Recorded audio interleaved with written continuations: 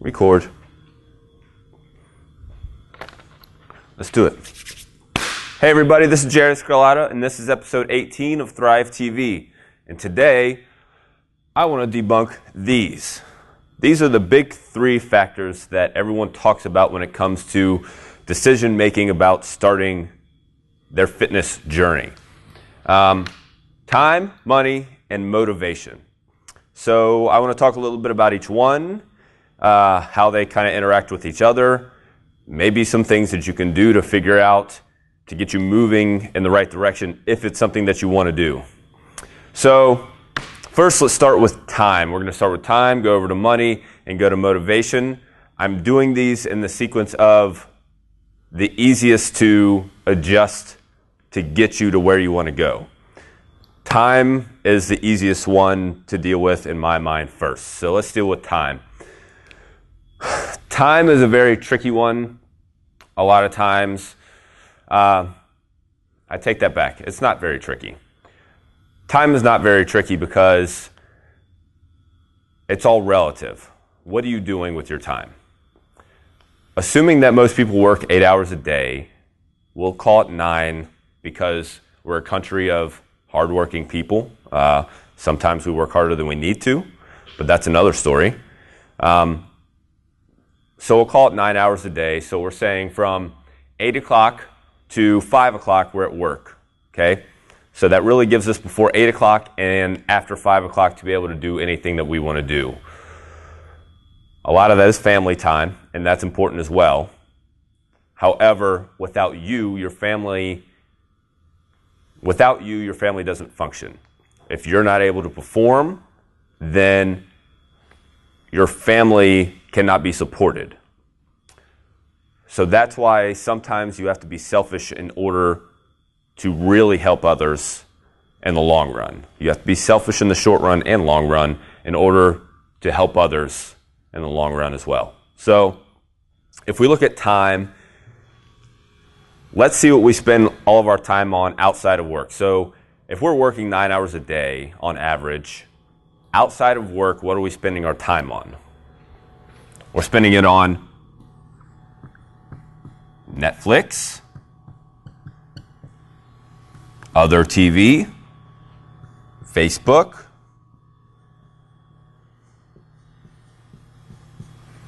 maybe we can throw in reading, and then we'll say other down here, and other can be going out with friends, eating, socializing, whatever else you want it to be down here at the bottom. All right? So these are the other things that we probably spend our time on, at least during the week, most of the time. Assuming that you're an average American, most of us are average Americans. Assuming that you're an average American, most of your time is spent right here outside of work. All right? Netflix, TV, and Facebook. That's where most of your time is spent outside of work. We'll call Netflix about an hour a day. Netflix and TV, we'll lump them in together. We'll call it about an hour a day. And we can probably call Facebook about an hour or so a day as well. So if we call those an hour or so a day each, and we'll say that that's 2 hours, okay? That's 2 hours afterwards. That's extra time that you have. That's time that you're deciding to spend on these things. That's not time that you have to spend on these things. Netflix, TV, Facebook, all these other things that we do to immerse ourselves, to get ourselves away from reality. I understand that sometimes you just need to get away, sometimes you need to let go, and that's all important. However, putting that time and that effort into another thing that may actually make you a better overall person will be, again, more beneficial in the long run than putting time into this Netflix, TV, Facebook, social media thing that everyone puts their time into. I'm lumping myself in there because I put a lot of time into those things as well. Not Netflix and TV per se. I don't watch any of that. I don't do any of that. But I do put time into social media and interacting with people. So I lump myself in there. I'm not saying that this is a you, not me type of thing. This is everybody that does these things. However, my job is fitness. My job is this. So it's easy for me to get in here and do it because this is my job. If this is not my job, you have to get yourself to do it if you want to do it. So you can find time, you can find some space in here that you can eliminate some unuseful thing that is not bettering your life to get yourself to the gym and get in and make yourself move and be better and feel better. Okay? So those are a couple aspects of time that we can look at and that we can adjust to get ourselves in and get ourselves moving. Okay? So the next one is money. Money is tricky. Okay? Whereas time is not necessarily tricky, money is tricky because everyone's financial situation is different. Just like I understand every social situation, time situation, all that's different as well. However, for the most part, all of our time, everyone has, not everyone, but most of us have jobs and families and things that we do. And a lot of it is the same person to person. Everyone's financial situation is different on the other hand. So you may have 2 or 3 cars that you're paying on, a mortgage, student loans, credit card debt. You may have all these other things that you are paying on. So your situation, you have to look at your situation whenever you're making this decision, which is obviously what a lot of people are doing. But I think we can find some holes in order for you to get in and get moving on your fitness endeavors. So a couple of holes that we can find outside of other debt expenses and those things that you have to pay on a regular basis, bills, water bill, electric bill, heating bill, so on and so forth, the things that you have to pay. Outside of those things, let's look at things that you pay, that you do for pleasure, okay? Things you do for pleasure, okay? So food is one of those. Drinks. We'll say going out. A lot of these can be lumped together, but I'll explain them. Smoking and other.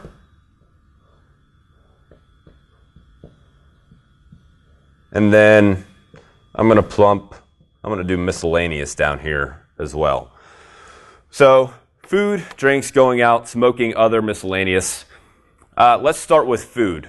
Food, and this can be anywhere from what you buy at the grocery on a regular basis to just going out and eating. So what you buy at the grocery on a regular basis. A lot of people say that eating healthy is expensive. And if you look at it from I get this versus this type of thing, it can look more expensive at the face of it. But if you really break it down, it can be the same or much less expensive. It all depends on what you're buying. So if you're buying a bunch of stuff in a box, which most people do because it's convenient, if you're buying a bunch of stuff in a box, then you're going to probably eat more of that stuff because it's convenient. You're going to open the box or open the bag, and you're going to eat more of it. So in the long run, really you're buying more. You're going to buy more and pay more than what you will if you actually buy whole food and have to cook it up. Okay, so if you're buying stuff in a box and things that are just easy and convenient, you're probably buying more of them. Drinks. I'm sorry, let me stick with food for another second. If you're buying stuff in a box, we talked about groceries, going out to eat, okay? The average person goes out to eat about once a day. Think about lunchtime. What do? You go out to eat at lunch, probably. If not, afterwards, you go out with friends, go out and socialize afterwards, going out to eat, and then have drinks, the next thing that we're going to cover. All right? So that's all money that you don't have to spend, that you're deciding to spend, that you're choosing to spend on going out to eat instead of staying home and cooking at home. All right? Drinks is number 2. Sharon? Stop father from making a bunch of noise when he walks into the door, please. Dad's going to walk in here and make a bunch of noise. Just yell at him. Sorry. My dad's going to walk in and start yelling and screaming. Not because he's mad, just because he's loud. He's going to watch this too and probably give me a fit, but that's all right. He's used to it at this point, 30 years later. Drinks next, all right? So drinks can be lumped in the same thing. Number one, we can look at what we buy whenever we go to the store. If we go to the store, either you're going to buy no drinks or you're going to buy some drinks. So you have Coke, you have Gatorade, you have, I already told everybody you were going to come in and make noise, so. No? Yeah, you're mute today. Yeah, that's. So you can buy Cokes, you can buy Gatorades, you can buy teas, you can buy all beer, alcohol, all these things that you buy at the store that you don't have to buy because you get water. You get water. You obviously pay for it out of your faucet. However, you get it. I mean, you can just pay for it that way instead of going and buying and paying. I don't have any clue how much you pay for a 12-pack of Coke, but a couple bucks. I don't know. Going through that amount of drinks and buying those things, that's all extra money you're deciding to spend whenever you go to the store. It's not stuff that you have to buy. It's stuff that you're deciding to buy. Again, going out for drinks with friends, going out and socializing, whenever you go out, having beers, cocktails, things like that. I mean, that's, what, $3 to $6 per drink whenever you go out. So if you're dropping another $40, if you go out once a weekend and you're dropping $50 on alcohol, that's $200 a month right there. Right there, $200 a month that you don't have to spend, that you're choosing to spend on those things instead of going and spending on your fitness. So while everyone's financial situation is different, these two things alone right here can be anywhere from saving you $10 a month to probably upwards of $300 a month, depending on how much you're spending in what situation. If you're going out to eat a lot and you're going out to drink a lot, getting a lot of drinks while you're out, that will add up very quick, okay? And it can save you a ton of money. So with that, we already talked about going out, smoking, other miscellaneous, okay? Smoking, say you smoke 3 packs a week. I don't have any clue how much a pack of cigarettes cost at this point. We'll call it $5, 3 packs a week. That's $15. That is $60 a month right there, smoking, all right? That's something that you're choosing to do instead of get in shape. So that's money that you're choosing to spend on smoking instead of get in shape. Miscellaneous, clothes, shoes, any other things that you don't need that you like to buy, that can be another couple $100 a month that you're spending on extra clothes, extra shoes, extra earrings, I don't know, CDs. I guess most people don't know what CDs are anymore. And things that you don't really need that you think you want or you do want, but you don't need to survive, that you're spending extra money on. Okay? It's all disposable income, obviously, because you're spending it, but you're deciding to spend your disposable income on these things instead of on the health, on your health and on keeping you alive longer and functioning better in the long run. So that's time and money, all right? And those are the easy ones. Let's move on to motivation.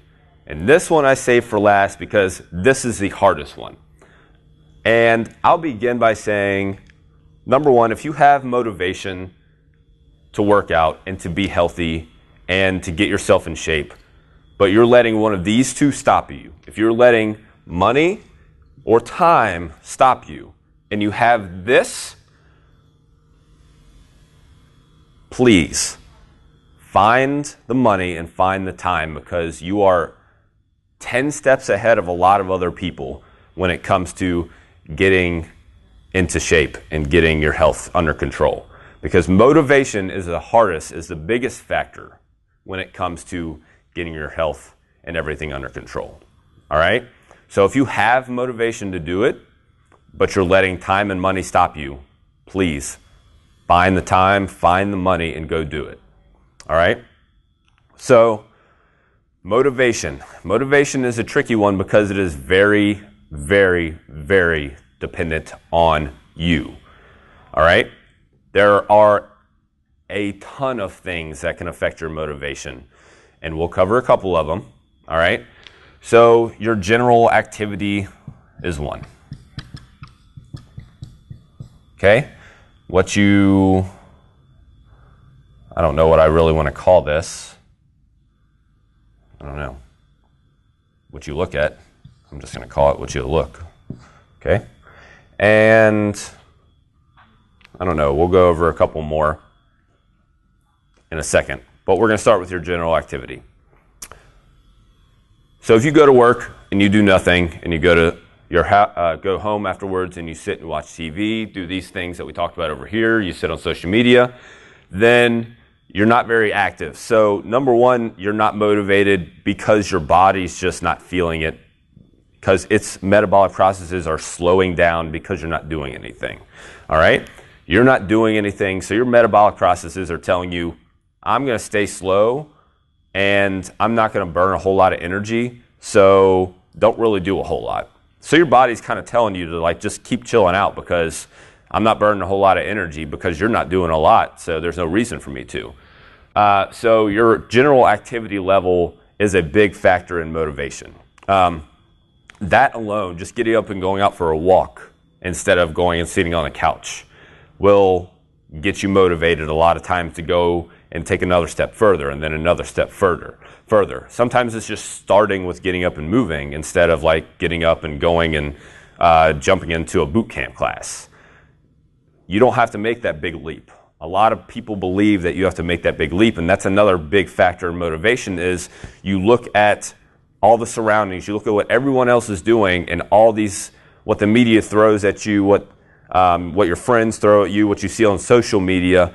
You see CrossFit, you see Biggest Loser, you see boot camps, you see whatever else you see out there, and you think that you have to be that person, and you think you have to jump in and that you have to be able to go for 60 minutes, 90 minutes, 2 hours and work out as hard as you can and then walk out and not be able to move the next day and not feel good. And you think that you have to do those things. So you say, well, why would I want to do that? Or I'm so far away from that. I have this big gap between myself. I'm not doing anything. And these people are way over here. I can't be that person.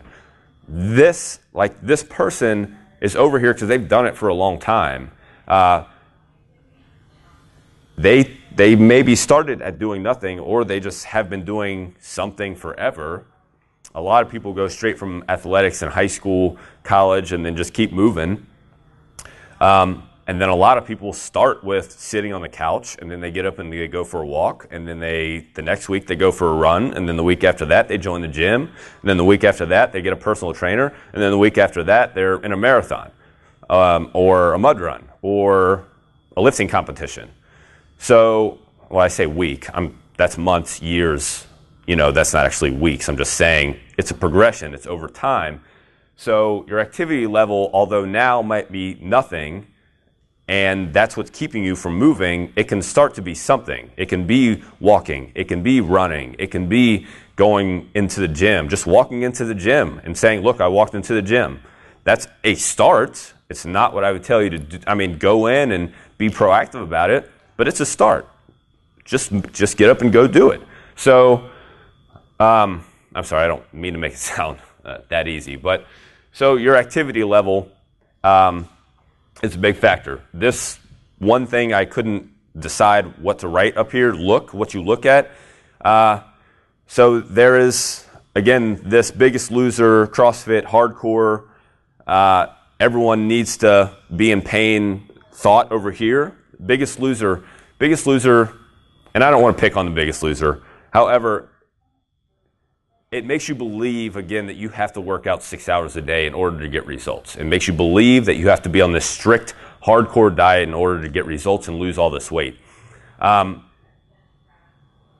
irony that most of those people put their weight on should show you that what they're doing is wrong. It's not a long-term, self-sustaining life change. It's a short-term, we need to get this weight off you for the show to entertain people change. The irony that they put their weight back on should show you that that's not the way it needs to be done. So that's one factor of when you look at things, it's demotivating because you think that you have to be this.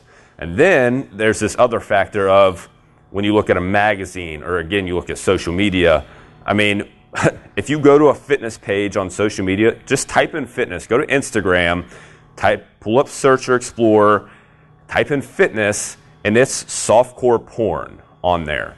It's ladies, women, girls in G-strings. It's guys with their tops off. It is softcore porn. So there,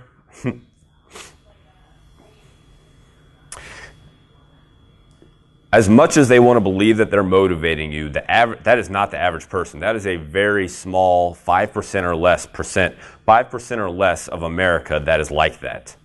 So although you're bombarded with people who look perfect and people who seem perfect, it is very unauthentic. It is not real at all. It is all fake. It is all thrown in front of you to make you believe that this is the way that they are, this is the way that things are.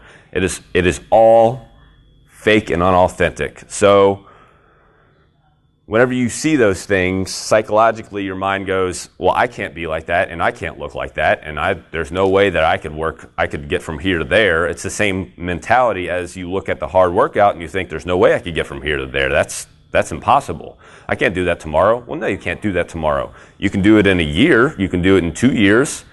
But that's the hard thing, is understanding that it takes time. Understanding that this isn't something that's just like jump in and then I'm in shape.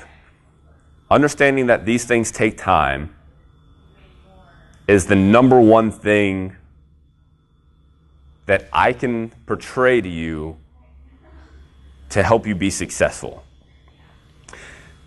The fact that it takes time. It didn't take a month or 6 weeks for you to get weight on and get out of shape. It did not take 6 weeks for that to happen. It took years.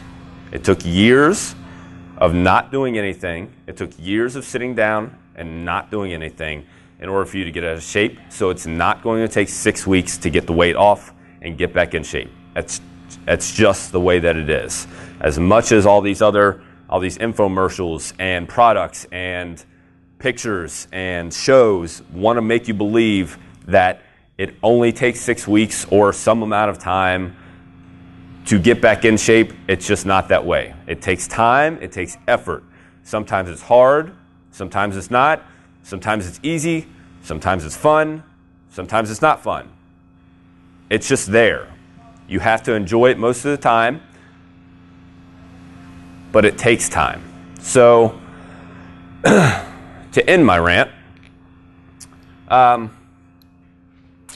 time, money, and motivation, they intertwine with each other and they affect a lot of things. Sometimes you can spend a little more, sometimes you can spend less, depending on your financial situation. Will depend on where you are on the continuum of what you can do and how much expertise you can seek out. So if you're really penny pinching, you can go to Planet Fitness and you can get a $10 membership and you can walk in there and you're ready to go. But you have to take advantage of it, and a lot of the other heavy work you have to do on your own as far as knowing what to do. If you're going in and you have to pay $10 a month, there's nothing wrong with that. Go in and find someone to ask what to do. Go online, figure out what to do. There's going to be a million things that tell you what you need to do in order to get back in shape. Find one way to do it and just start doing it, okay? It doesn't have to be perfect, just start doing something. So if that's what you have to do, that's okay. If you can go to a little higher scale facility and go pay $50 a month, they might have a little more education opportunities in there. Some people who maybe are a little smarter about things, you can go in, ask them, what do I do? If you can go to classes, you can find a place where you can pay $100, $80 a month to go to some classes, and someone's actually teaching you what to do in a big group setting, then that's great. Go do that. If you can afford a personal trainer and you don't have the motivation to go do it yourself, but you want to do it, but you can afford a personal trainer, you have this thing on lockdown, then go get a personal trainer and do it. Go in and find someone to help you get to where you need to go. So there's this continuum of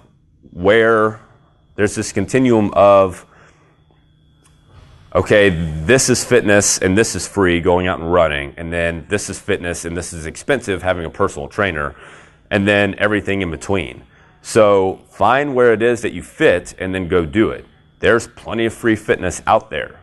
Outside is totally free. Go outside, run around, run up hills, run down hills, go buy yourself a 25-pound kettlebell, take it with you, do some squats, do some swings, do some rows, do some push-ups. So there's plenty of ways in order to do things. So find where you are.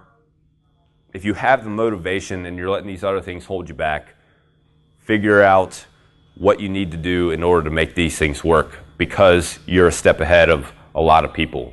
A lot of people, this is the debilitating factor right here, motivation. And if you can find this and you can get this, then make these other things work. So I think that's all I have for today. Thank you guys for listening to me. Today was a little more of a rant than it was an educational piece, I guess. So far we've talked about exercises and theories in fitness and nutrition and so on and so forth. So I wanted to do something a little different. I hope you guys got something out of it. If you have any questions, you can hit us up on Twitter @TheThrivePack. Otherwise, we'll see you guys next time. Thanks.